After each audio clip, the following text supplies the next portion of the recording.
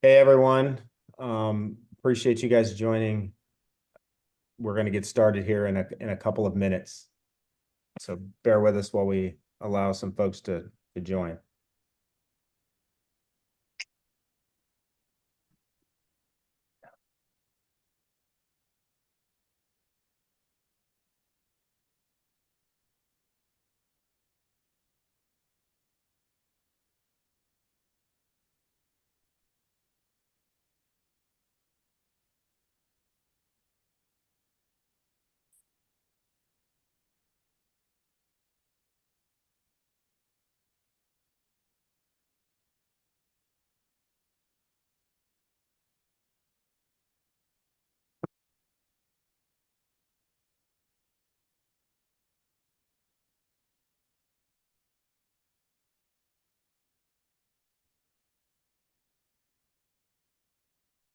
You just joining, we're going to give it another minute or so to let some other participants in, and then we'll get going. We appreciate you guys joining us today.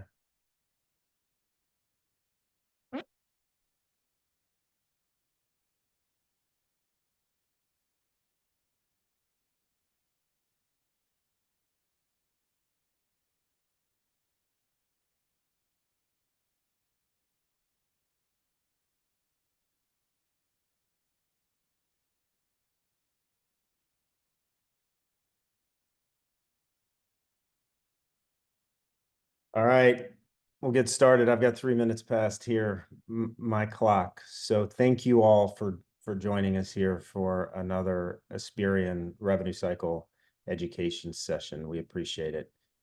We've been working on a series to help share information as we're, learning on our journey here about how we apply and use AI and ML and all of the buzzwords you hear on our business. And we think it's important we share it with the broader market, our clients and prospective clients, and anybody else that we can help. We think it's important that we do that. So with that, a couple of housekeeping items before we get going.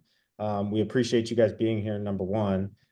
This session is being recorded and it will be available, and the deck will be shared with the participants. So note that it'll be emailed to the attendees. If you have questions as we go along, we're going to be hopeful to be mindful of time. We've done this and run over before, so I apologize if that happens, but use the Q&A function within Zoom, if you will, to enter those questions. We'd love to get additional questions and share insights as they come up. And we'll try to address those at the end. So, and finally, at the end, you will also see, and I forget to say this every time, there will be a survey, and we'd love to get your feedback on what we can do different, what we can do better, what you liked about this. And so without further ado, we'll get into this. Real quick, as a background, for those of you probably on the webinar know who Asperian is. Asperian is a tech-enabled services company that helps the largest of healthcare providers across the nation collect the most complex claims and get paid for the services they've rendered. And it spans the entirety of this wheel in terms of services we provide to the market, and have been doing it for many years, as you'll hear from my colleague Glorianne here on the call. And specifically, this series is about how we're using AI-powered solutions to address the denials in that wheel. So as way of introduction, I'm Jim Bonesuck. I'm lucky enough to serve as the Chief Strategy Officer for Asperian. Been here since almost a year now, which has been fun. 20 plus years, 25 years now, I hate to say it, in the healthcare market, broadly revenue cycle management and technology focused. And I lead product and M&A and broad strategy for Asperian. And I've got with me a couple of colleagues here, and I'll let them introduce themselves. Spencer. Yeah, hey everyone, Spencer Ali. I'm our Chief AI Officer. My background is in knowledge process automation using machine learning, big data, automation, and lately a lot of the more kind of innovative large language models and foundational models that have that have been coming out. So it's been a pleasure to be with Asperion for the past just over a year in my case in this point, and a ton of opportunity that we see ahead of us to apply these really interesting technologies to help our clients, win more of their accounts and their denials. I'll pass it to Glorianne. Thanks, Spencer. Hi there, I'm Glorianne Sordo, and I'm excited to be here. I am the president of denials operations for Asperion. I get the pleasure of working closely with our service-related team members, but also our group of team that creates the tech to make us tech-enabled. I've been in the industry, gosh, I think about 20 some years here. I hate that question or that comment because it always ages us. But what I do enjoy and have a passion for is partnering closely with hospitals and health systems against the insurance companies to ensure every dollar that we can collect on behalf of our patients, we're able to collect. So complete area of passion for me, and I love the opportunity to get the chance to connect here with each of you today. Thank you guys. Thanks for doing this. Get on my So today's session, we want to cover again, we know what the market, what's happening in the market. I think anybody who's on here has probably a good sense of what's going on in terms of the payer and provider conflict that's always existed throughout my lifetime. And then more importantly, kind of what's going on, we know around labor and challenges there with hiring folks. How do we broadly use scoring models to enhance denials management? So we'll get into that, kind of the broader concepts. We want to then share with you guys what we've learned as we've applied these techniques and these technologies to Asperion specifically, and then talk about how it's in what we've also learned as you implement those scoring models and how you measure that success. So we'll get into all those things today. Starting with the environment today, and this is just a recent study that came out from Premier, kind of updating the fact that 15% of the claims submitted to private payers are denied. So, we're seeing this broadly across the market. We're seeing behavior from these payers. They're calling it payment integrity, right, as a broad category in terms of technology that they're implementing. My definition of that is a rules-based engine for reviewing and denying a claim, is really what it is. And really importantly, I think we've always seen errors in processing claims where, great, we got it, we messed up registration, we missed something on a patient identification or an insurance verification or something like that. We all understand those continue to exist today.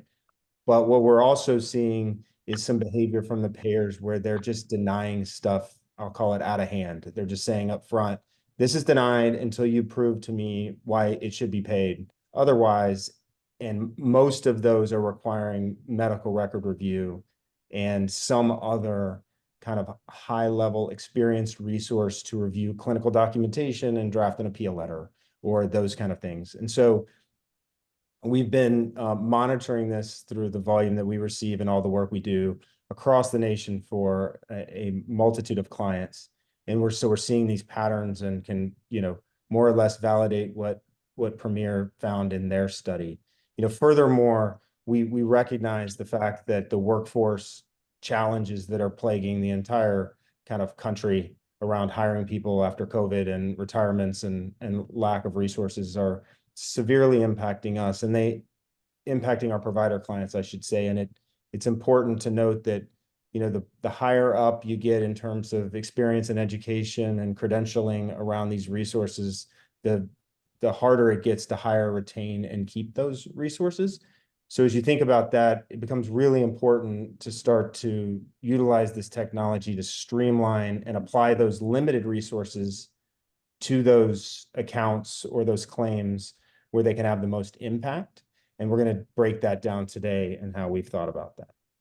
Jim, I want to add real quick. One of the things that is bothersome is this 15% of these denials that are coming in. What really gets me going is the 54.7% of these denials get overturned. They never should have been denied in the first place. So the payers probably need Asperion to help them with their tech to get things right on the front end. I'm just going to throw that one out there. But certainly what they're doing in my second piece here is I'm going to encourage everybody, again, make sure you're appealing these denials. Do not let them sit. To see that astonishing number of 54.7% in the latest article that's been posted actually get overturned, it's a gold mine. They're just waiting for you to not do anything. And we have a prime opportunity to help you do something. And then to the comment of talent, I'm going to talk about that again later in the slide.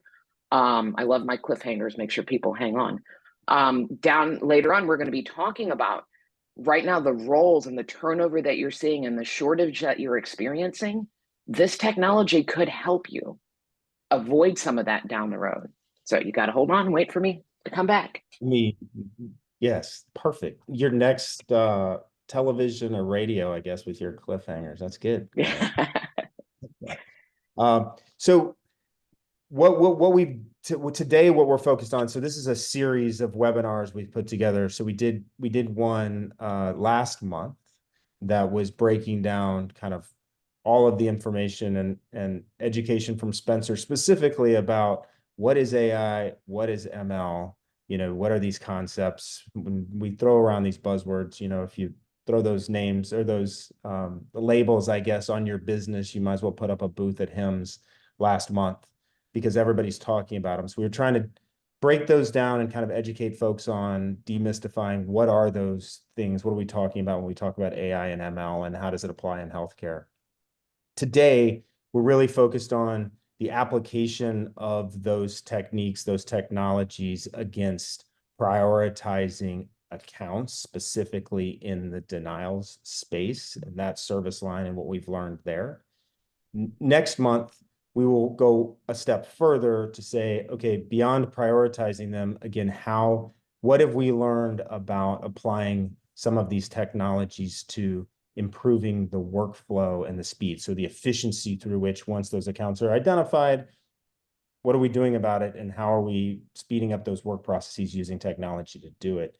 And then in May, we'll cap all this together and talk about, more of the lessons learned, what we've seen, as well as we'll have a client buddy of mine, Brad Tinnerman from Kaiser Permanente, talk about what he's seeing in the space more broadly. So look forward to all of those. The information will be posted on our website, and we'll share more invites and information about that. So now I'm going to turn it over to my buddy and colleague, Spencer, to talk more about AI specifically and ML and recap what these things are. Yeah, thanks, Jim. So just real quickly to kind of orient us in the space here, AI is a really big label and term, almost to the point that it's become kind of a marketing term that's meaningless in some cases. But really, when we think about AI as a broad category, it's really about how do we mimic human problem solving in different contexts. So that could be in making decisions, it could be robotics moving around the world. There's lots of different things that fall into that big bucket of AI. Machine learning is again one of those within AI. It's still itself quite a large category, but it's specifically about finding patterns in data and then using those patterns to make better decisions. And there are lots of different varieties, lots of different algorithms, but it's really about finding the pattern in data and learning from those patterns. And then finally, what we're going to focus on today is, again, a subset within machine learning. So that's scoring models.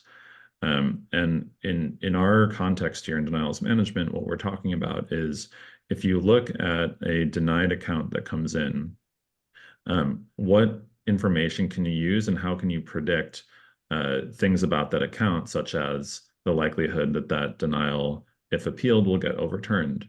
Or, what is the expected value of that account if we do overturn it? Or what's the right place in your workflow to route that account to maximize yield on it? So these are the types of things that we'll focus on today that are specifically about learning from those patterns in your prior denials experience, and then applying those patterns and that learning in these scoring models to optimize your workflow.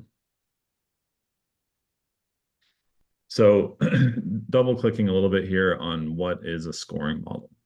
And a simple way to think about it is, a scoring model is a machine learning regression model trained on historical denials data to predict the likelihood of appeal success.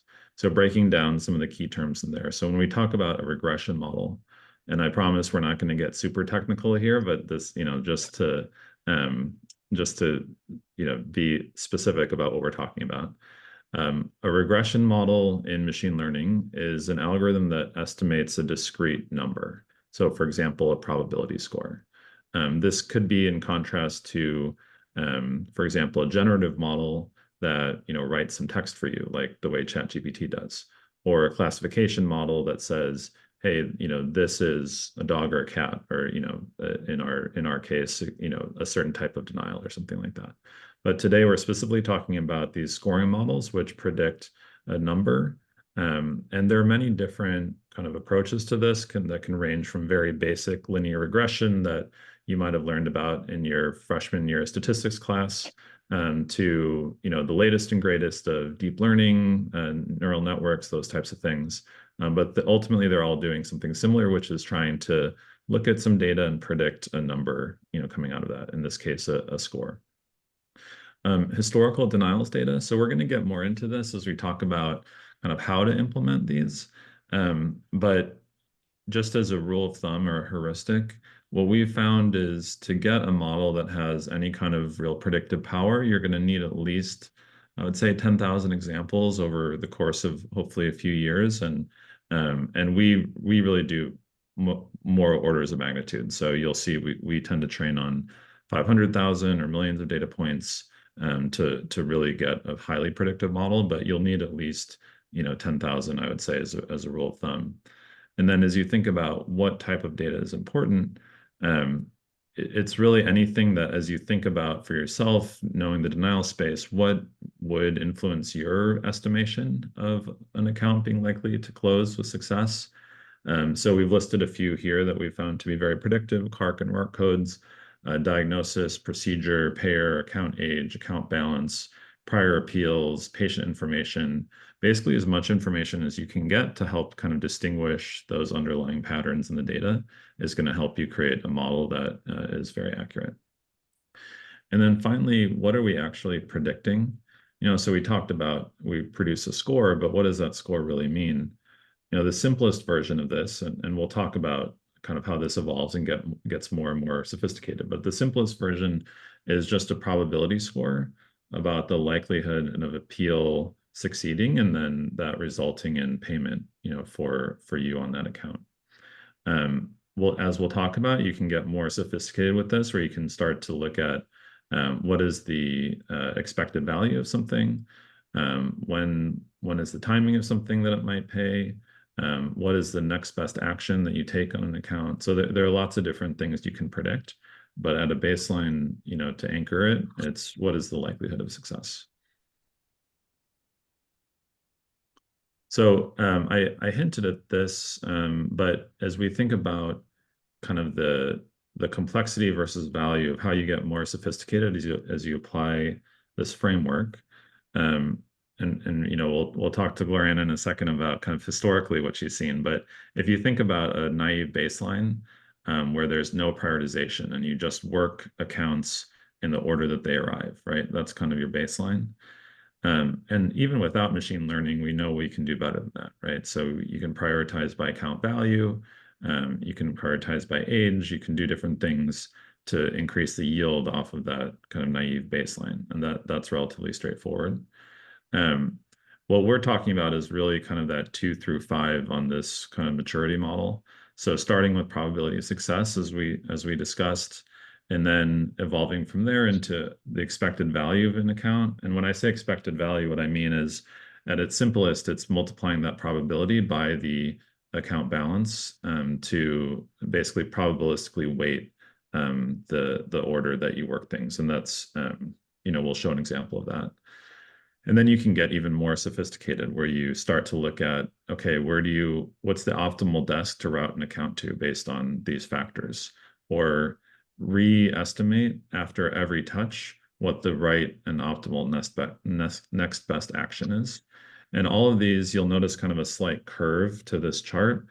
You get more and more complex as you go up this chart. You do continue to get more value, but the amount of investment and infrastructure you need to support some of these increases, kind of more more than linearly as you go up the chart.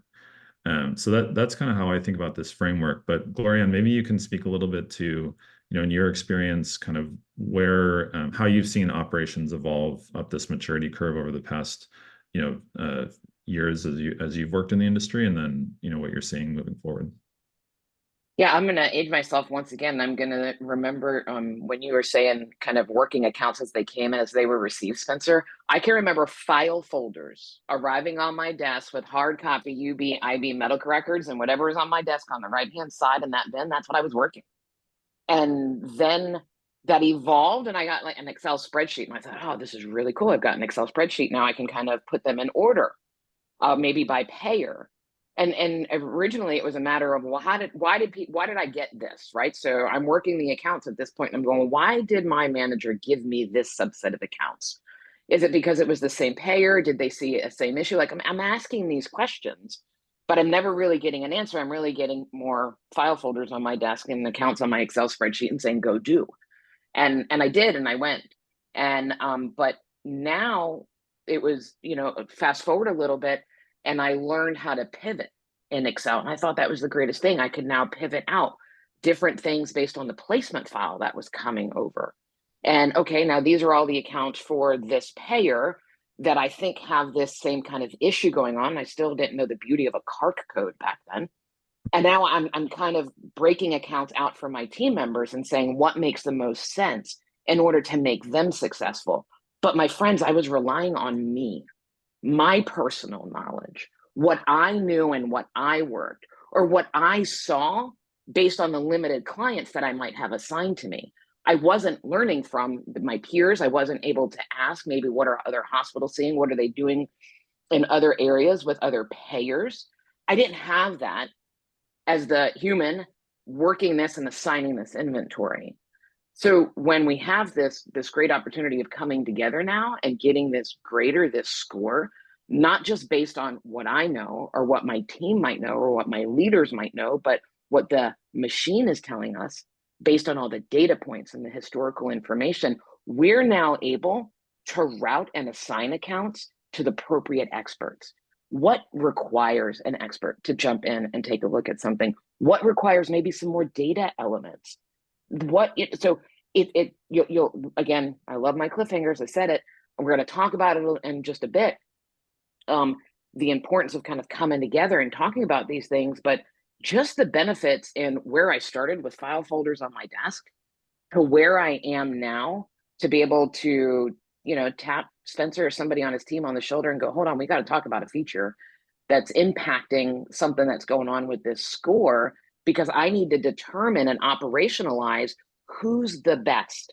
Or as Jim reminds me, maybe what's the best resource. Maybe it's not a who just yet. Maybe there's something more that we need to get for that who so that they have all the elements together.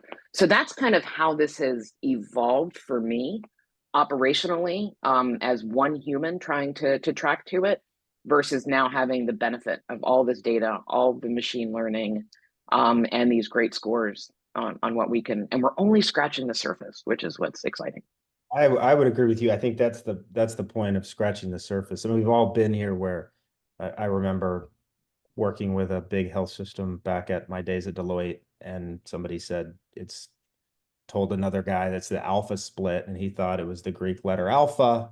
And wow, what's underlying that model? And what are you doing? That sounds cool. I was like, no, alpha, A to L, M to Z. He was like, oh, that's the level of sophistication we're working with.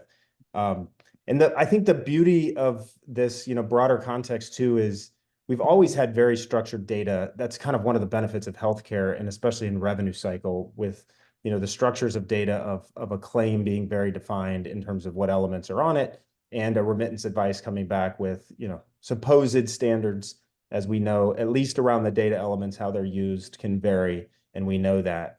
But as the volume has grown so much so that it's like, I joke, I'm going to date myself again, but the Lucy and Ethel episode where the chocolates are coming down the conveyor belt and they can't keep up and they're eating them and stuffing them down their shirt because they can't keep up with the volume. that's where we are in terms of denials and growth and, lack Mhm. of resources to handle these aged accounts and these constantly changing rules. The good news is, again, the data is available, and the data, through the digitization of healthcare over the last, decade or two, has really helped provide those data elements to us. The importance now, as Glorianne pointed out, is the ability to make sense of that data, to chew through that data at a highly rapid pace, to understand what the changes are within the data, to then react to them. And I think that's where now we can really unlock our ability to get very granular in terms of assigning the right accounts that need the right action to the right resource that's uniquely trained or knowledgeable about how to deal with that. And I know even in our world, Glorianne, this made a massive change around our centers of excellence, where now you have the Niles management specialists that have a series of responsibilities versus clinicians, which we have almost 100 now, and our lawyers, which total north of 170 now, in terms of resources. There's an escalation process based on the data to what desk that gets routed to. And then the efficiency of overturn gets even greater because they're able to work, kind of call it, at the top of their license. So I think Mhm. all those things are benefits, as we get into, we've learned from doing this. And so from this point, let's unpack some of those learnings, Spencer, and let you walk them through kind of what we've seen. Yeah. So I'm going to walk through one of the pilots we've done. We're making lots of investment in this space, but to give you kind of an example of how this might play out in reality, as you also walk down this path, either yourself or with us or others. So what you're seeing here is a chart over time of a subset of accounts that we were, working in this pilot on just that baseline. Prediction scoring model. So just that kind of first level of complexity as you start to hit machine learning around probability of success and splitting that into a high versus a low priority queue. So you'll see kind of that in that first half of the graph, that's just the historical baseline of this subset of accounts, that big green kind of chunk. And what you'll see then is partway through this graph, we implement this initial scoring model. And one of the key things that is great about machine learning is it learns, right? It learns over time. So what you see is at the beginning, it starts off and it's very early. We just have a tiny subset of accounts running through this. And it's starting to learn those patterns about, hey, what is more likely to close with success versus what is less likely. So that more likely is the blue line that you'll see kind of popping up there and growing over time. And then the yellow on the bottom there is the less likely.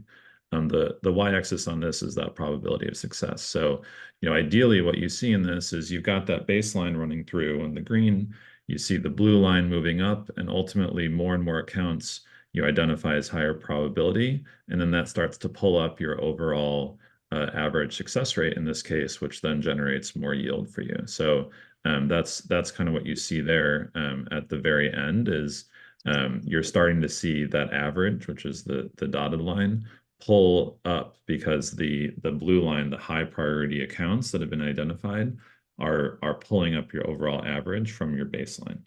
And we'll talk about it in a moment, but even small increases in success rate, as I'm sure you all know, can have a really significant impact in terms of actual, financial outcomes. Now, I touched on the idea about machine learning, right? And you'll notice that kind of dip in the blue line. What we do in those cases is retrain. So we, every month, every other month, depending on what the data is showing us, we'll go ahead and take the most recent data and retrain the model, and then it will, grow it in its accuracy. So that's why you see overall that trend in that blue line continues to go up as the model continues to differentiate between higher likelihood of cases to close and not. So, a couple of kind of considerations as you think about this example. Um, there, one thing we did for this one was we said, okay, we're going to constrain it to a certain subset of accounts under a certain dollar threshold. And that was an easy way for us to be testing this with relatively low risk and making sure that, hey, the underlying mechanism is indeed working. before we start to roll it out to a broader set of clients and accounts. So that's one thing to consider, is what is the subset you're going to start with. Another consideration is, as you can see, this is actual data. So this is not a stylized graph. You'll see lots of variations, right? Your success rate is not the same month in and month out. There's lots of natural variations unrelated to machine learning, but just based on what's happening in the industry and the business and your patients and so on. So you should expect to see that variation and not be surprised when things move up and down. But that's why model retraining is so important. Another consideration here is it's going to take some time before you start to see results. So you can see, in this pilot, we implemented this model in month of May, and then it took a number of months. I would say at minimum 3 to 6 months, and in this case, with the retraining, even just a touch longer, to really start seeing that benefit manifest in the business. And that's for a number of different reasons, right? So one is you're learning about how to actually implement this as you do it. So you'll work out kinks over those first few months as you go. Another obvious one is, just because you've selected the best accounts doesn't mean you immediately get the benefit, right? So you have to actually put it through your workflow and then see those accounts come back and overturn and get paid, which can take 3 to 6 months depending on the account. So that takes time to actually see that benefit come in. But again, as you see that come in, then you start to have that ability to retrain. And then finally, and this starts to hint at some of the ways to get even more yield out of this, as you differentiate those higher priority accounts from the lower ones, you can start to apply different intensity workflows or different types of resource, to kind of the earlier point that Gloria and Jim were making, to those, in order to maximize the yield that you're getting with the resource that you have. So that's one of the key ways, in addition to just knowing, that some are more likely to close than others. What you actually do with that is what really drives the benefit here. So how do we take this forward? So one of the things that we did after this pilot was, advancing up that kind of maturity model that we talked about before, and this was moving to the expected value prioritization. So on the last chart, we were just looking at, hey, can we distinguish accounts that are high likelihood to pay versus low likelihood to pay? So it's a very kind of binary outcome. The next step then is to take those probabilities and actually weight, your priority list by the actual expected value. So as you can see on this chart on the left here, there might be two accounts that are the same balance, but one is more likely to pay and one is less. And so you'd want to work that one that's more first. But more interestingly, there might be, you can see kind of on that fifth row, that's a high balance, but a very low probability to pay. So that's going to be below some accounts that might have a higher balance, but a much higher likelihood to pay. And so, why bother to do this? You can make the argument that you're going to get to everything anyway. So what's the value in prioritizing it in a given order? And one, I would challenge, like, are you definitely going to get to everything? Maybe not, depending on the subset of accounts. But two, we know that holding everything else constant, with every day that passes, the likelihood of an account paying falls, right? Just naturally, as accounts age, they're less and less likely to pay. And we can estimate how much that is falling. And in the particular subset of accounts that we did for this, our estimate came out at $23 per day per account on average, is the amount of value that's lost just by an account aging. And so if you're spending time on accounts, even if they're high balance, that have really low likelihood of paying, you're just losing value on accounts that are aging that might have a higher likelihood of paying. And by prioritizing them more intelligently like this, using those past data trends, you can maximize yield in some sense for free, quote unquote, because you're just working them in a smarter order that delivers more yield against that. And so that's kind of the idea here. But Florian, maybe you can speak a little bit to how your team has thought about this as we've been rolling it out. Excellent. Yeah, absolutely. I will say this goes to the employee comments that we were talking about just at the beginning, and the shortage that we're feeling. Put yourself in the shoes of a team member that's currently working inventory today. What are they hearing? They're hearing no. They're hearing I need more information. They're getting accounts and they're getting frustrated because they don't have everything that they need. Turn that on its on its head, if you may, and think about what an awesome feeling to know that I am now working account that I know I can get resolution on. What a win. Think we're dealing with humans. These are individuals that want to win. We have a desire to get in and do good and know that what we're doing is accomplishing something. And that's what we're able to do now today with these priorities. I'm able to tell my team members, go out there, write the best appeal, because there's a great likelihood that we're going to go ahead and get this overturned, get this resolved.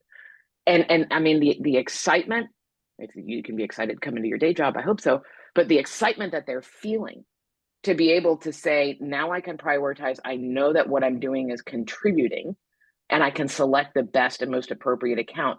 But to the flip side, to those accounts that are on the bottom of this list, let's not forget them because they're tremendous value. There's not value maybe in dollars, but there is value in your team members or your teammates are not just working the dog accounts or the accounts that are dead in the water and feeling defeated of I'm just coming in and pushing paper because I'm required to push paper because I'm required to touch everything.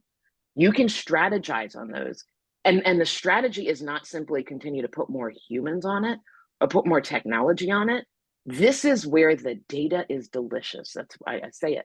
Data is delicious. You've got to track and trend everything. And this is where you go back and have the conversations with the payers. This is where you go back to determine why is the probability so low? What's happening here? Is there a payer involvement that needs to be changed or activity?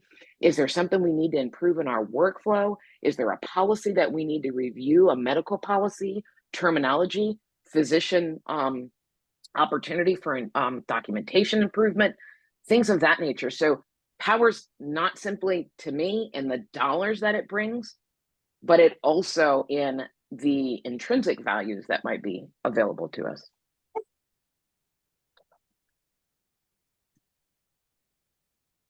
Awesome. So if we, before we get into kind of how we implement, I think there was one slide before that. Yeah. So we just want to touch here on the kind of data aspect of these models in the pilots that we did. So, I mentioned kind of a 10K minimum. In this case, we used about 500,000 cases, which allowed us to get a really accurate model.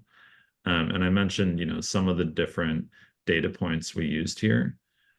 What you see on the right here is a chart that shows an example of, for one of the iterations of our model, some of the different feature importance.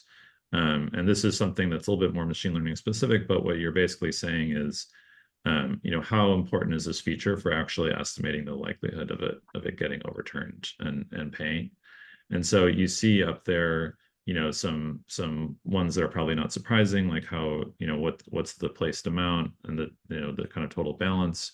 But then you start getting into some of these interesting CARC codes that can, really be very predictive themselves without having to wait for, an operator to actually look at that and interpret it before making a decision.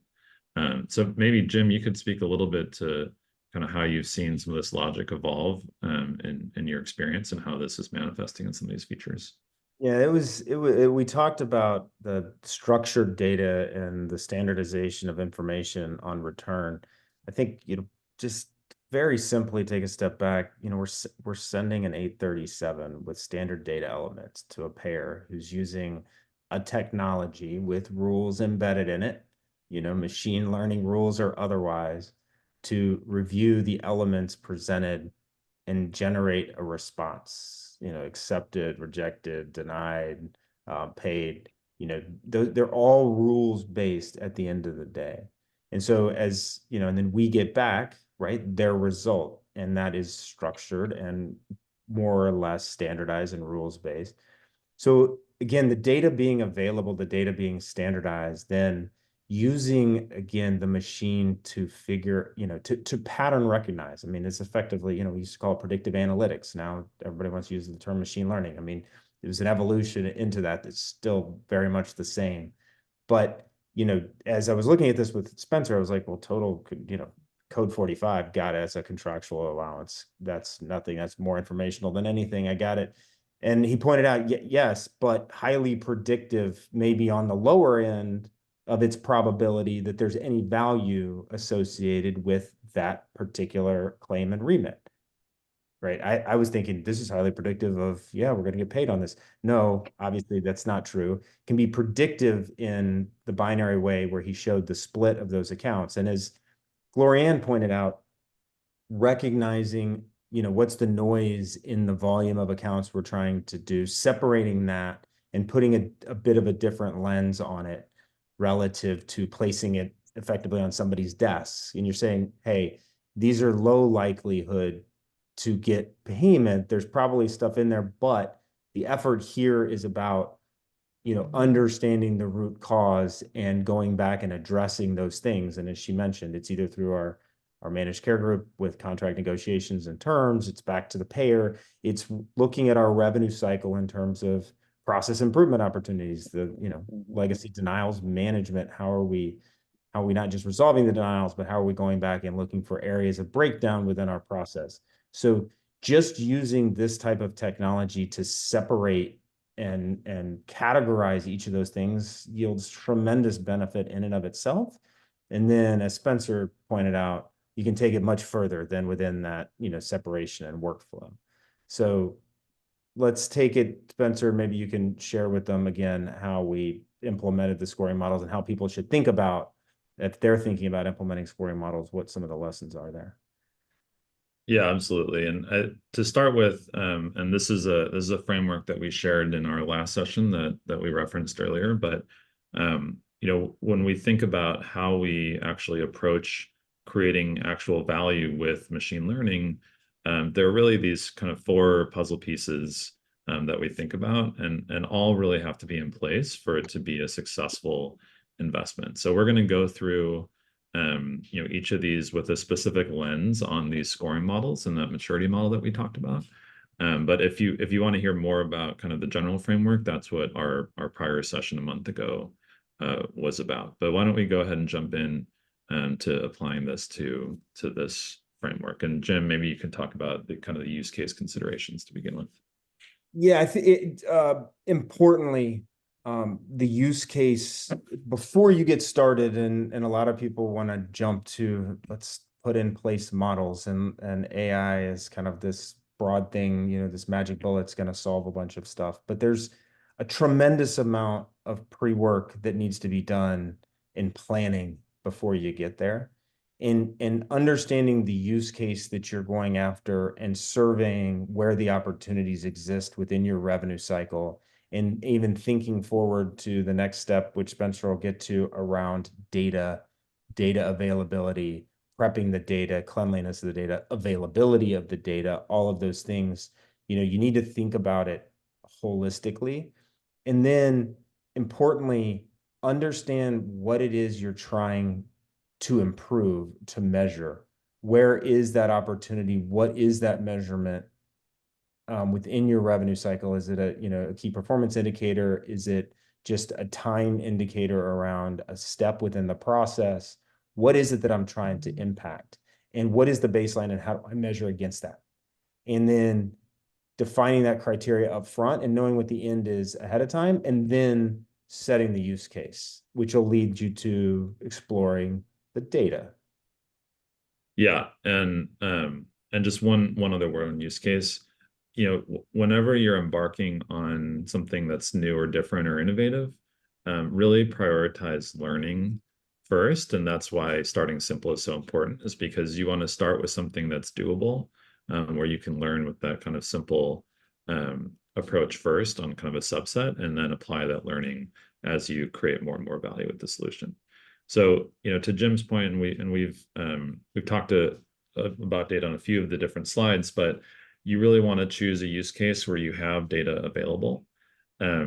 something that is kind of a truism in data science in general, not just in healthcare, is that a disproportionate amount of your time is very likely going to be spent on finding the data, aggregating the data, cleaning the data, understanding the data, making it available for data scientists to use. Like there's just so much work that has to go into, even once you define your use case and your success criteria, to actually get your hands on that kind of raw material in the form of data that you need to use to create these models. And this is just for the simple models, right? So that's kind of a non-trivial task that, as you think about how to do this, you should be prepared for. And again, and we'll talk about talent in a minute, but why it's so important to have kind of cross-functional buy-in to this, because there are lots of different moving parts in these data sets. And then, using as many data points as possible, will increase your model accuracy.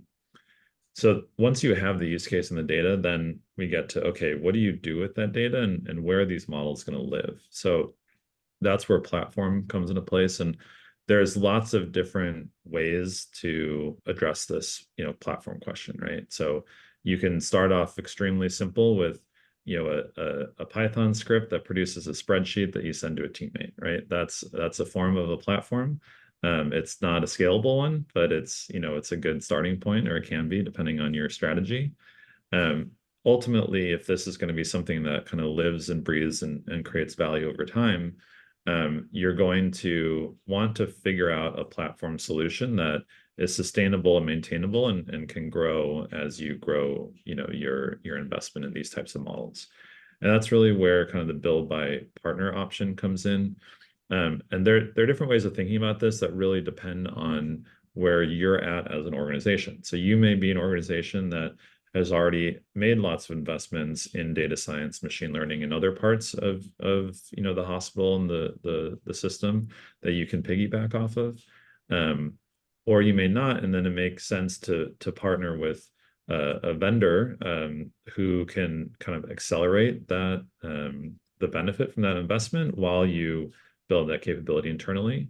Or you may just never need to build that capability internally, and you can piggyback off the investments of vendors and other partners like Asperion, who are making that investment, and then you kind of win with that investment.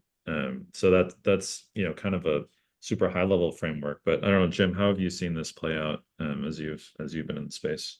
I think so there's so much interest and so much promise in these newer automation technologies that we've talked about, AI, ML broadly. And I think, probably very few, if you look at the overall landscape of health systems, have the capital or the financial ability to invest heavily in a lot of these initiatives.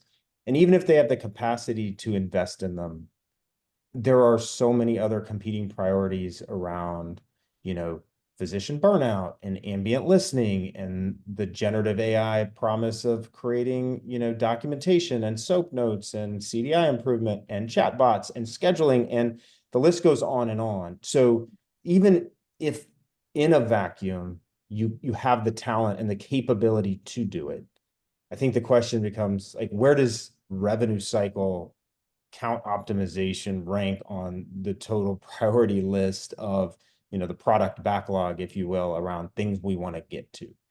And it's probably not high, right? There's probably a lot of other interest around the, neater, more newsworthy things, or the things that are impacting providers and throughput throughout the system. And so, we tend to be the last thing to get addressed and with technology is revenue cycle. And so, with that, I think, and we believe, Asperian, and why we want to share this with you guys, is that it's incumbent upon vendors like us, and we're not the only ones, certainly, that are investing heavily on behalf of our providers. And as Spencer mentioned, that doesn't mean that we'll always support or always have to support that function within your organization, but as a place to start, why not partner to start, learn, get the benefit, as Spencer said, which may fund the ability to do it internally and then bring it back kind of as you evolve, would be the challenge I would place on people. Like, and pair up. I mean, we've got massive consolidation of data. That's a helpful thing. as you think about your accessibility of data. And we're already invested in the platform. So again, why go do a platform selection when we've got tools at our disposal? That would be my pitch for partnering. If you can do it internally, great. I think there's a lot of learning from that. But otherwise, think about, who else can you pair up with that would give you the ability to get started, right? And start to achieve that benefit, which then also impacts, as we talk about talent, which I know Glorianne has had a lot of experience thinking about how do we align these people? How do we actually then implement this stuff and get the benefit? It takes a lot of people. So, talk to what you've learned there. Yeah, Jim, I'm also want to bridge real quick because you talk about capital investment and having the money available, right? I'm also going to talk about the human investment. True. Do you have, ask yourself today, so you may have the capital, but do you have the resources sitting around today that can invest? They likely all have day jobs. They're likely all doing, and you're going to be tapping on their shoulder and asking them to do something on the side of their desk to be involved. And I'm saying when we're talking about the use case, right, the person that's going to come to you is somebody from operations, likely to say, hey, this is what I need, this is why I want to build it, this is what it is. And then you're going to come back and you're going to say, we need the data, and what does that look like, and how does it structured? And the data scientists that are a part of the team are going to look at it one way, but yet it might mean something different to operations. So you've got to align on what that data looks like. This is all time. These are all individuals that are involved. It's not simply a capital investment of, yes, let me check the box, let me deposit the money, and all of a sudden the equipment's going to come out. It is a large resource of the right people. One of my many sayings, in addition to the data is delicious, is it's a we thing. It really takes all of us working together in order to improve this industry or improve whatever it is that we're trying to do. And this is just another tremendous example of that we. It really does take all of us taking our silo expertise and coming to a table regularly to talk about what it is that we want to do, make yourself vulnerable to hear what you might not be doing right, but most importantly, feel safe and trust those at the table to ask the difficult questions. So I'm going to put myself out there. I can remember when Spencer showed me that first spaghetti model, is what I thought it was. He was throwing spaghetti up on a wall. Like, what are you doing, buddy? What do these different lines and squiggly things mean? And it was feeling comfortable to be able to ask the question and say, wait, okay, so now that makes sense. That blue line that it started really low, that was my fault because I wasn't trusting. I was going really slow in implementing to say, are you sure you're not going to break something? Are you sure we're not supposed to be touching these? Are you sure? And it was through conversation. It was through building the trust. It was through the understanding. And those things didn't just happen in emails, and they didn't just happen with it was regular meetings. It was iterating. When we talk about the retraining of the model at the top of that blue line again, and that's throwing spaghetti on the wall. It was conversations. It was, how are we doing this? Why are we doing this? Wait, did you mean it was broken before? So there's that human element that we did need to, and you must continue to take into consideration and have those discussions, have the opportunity for the collaborations. I can remember when we got the results and all of these accounts came up and it was a matter of, these are low probability. I was ready to jump all over that. I'm like, but why? Tell me why. Explain to me why. I learned a term. It's called features. This is what's happening there. I was able to take that data to go back and have conversations with my clients, with my peers, to say, hey, we might have opportunity to prevent these denials from coming in and going forward. I wouldn't have had that had I not sat with a data scientist, asked the questions, received the data in an environment that I felt comfortable for them to come and explore and explain. They learned about operations. I learned a little bit about data science. Still don't know what a Python is besides a snake, but I trust that that's something important that you're talking about, Spencer. I'm teasing. And but I will say a lot of this, it takes a lot of tremendous resources coming together. It's not a one-time investment, walk away and you're done, and then wait for it to appear in your bottom line.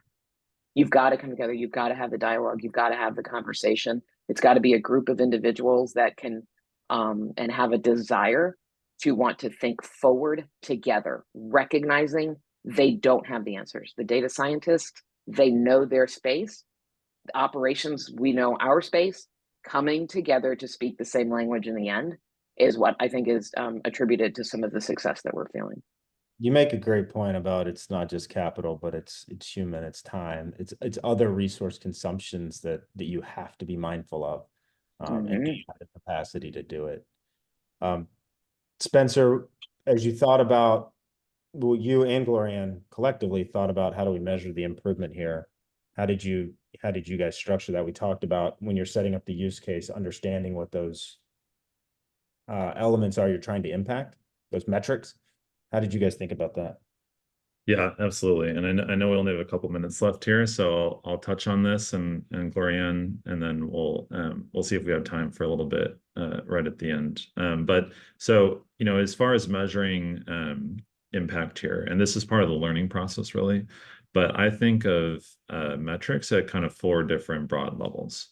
And I'm actually going to go from the bottom up here on the left hand of the slide. So the most kind of technical metrics you might want to look at are model metrics. So think about accuracy, and then there's lots of different ways to kind of skin that cat, whether it's recall, precision, area under the curve, lots of different technical terms that your data scientists will know. But you want to understand, is the model making accurate predictions at a baseline? So that's kind of the first level. As you go up, then, okay, the model is accurate.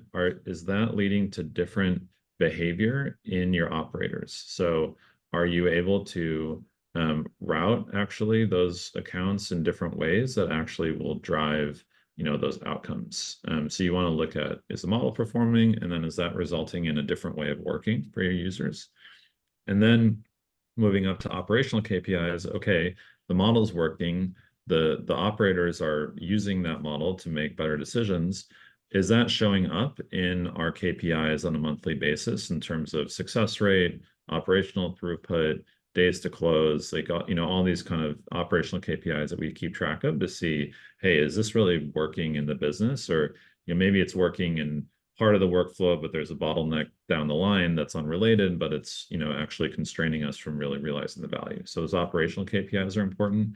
And then finally, ultimately, what the whole reason we're doing this is how much value is this creating? So is this driving better operating margins for your business? Are we seeing that show up in the most important kind of true north metrics of your team?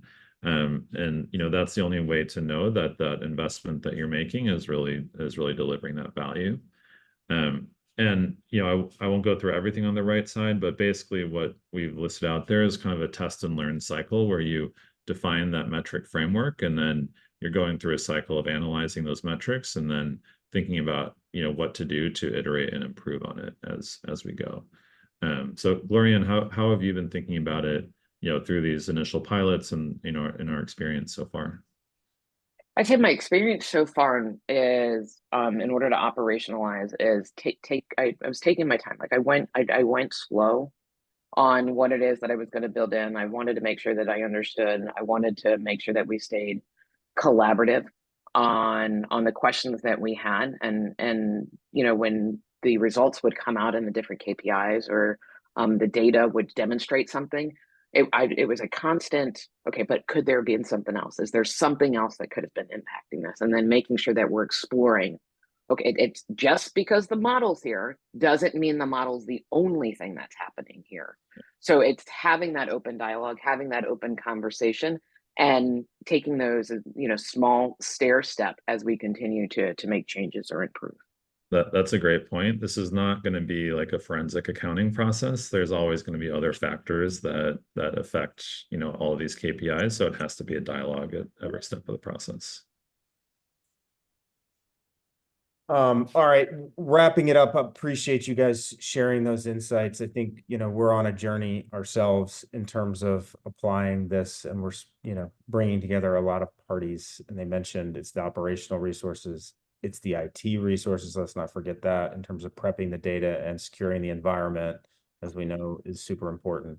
And then it's the data science as well. And then it's how does that feed into the workflow and what are the results? So all of those things. I think we can't, we can put our heads in the sand and or hope that this thing all of a sudden shows up in a boxed up way that we can apply to improving the overall operations of healthcare and the revenue cycle. But we've seen it already, and the transformational potential of this is magnificent. And we just got to figure out where to start, quite frankly. And again, I would implore you guys to, kind of do that pre-work and investigate where the opportunities exist. Think about the partners, think about your capacity, both from a ability to fund it, as well as a capacity around the human capital and the necessary resources and the talent required to do it. But this is something that's not, it is a game changer for the overall market. And we've not even begun to scratch the surface of its potential. So it's an exciting time for sure. And we want to continue to share. So we've hit time, and I do want to get to one question that was posed here. We'll run over a few minutes. As you close out, you will see a survey, so please check that, as well as we will have the next in the series of the webinars coming up in April on the 18th. So stay tuned for that. We'll go even deeper in terms of how we're using it to automate processes within the cycle. So Spencer, as you thought about it, how do we figure out where to start? There are so many areas of opportunity. Maybe we'll close with that question and throw it to you and Gloria Ann. Like, how did we decide where we're going to start as a Spear? Yeah, I think there are a few different considerations there. So, one we touched on earlier, which is where do you have the data and where is the kind of easiest place to start? Because the first thing you want to prioritize is learning, right? So, you'll get to the ROI, but to start, you want to bite off something that's easy to start with. But I think more than that, when you think about like how does this really create value, um, where do you have the most backlog, right? Where is prioritization going to actually deliver a lot of ROI versus, parts of your book that you get through efficiently already, and there's going to be less value to that kind of prioritization.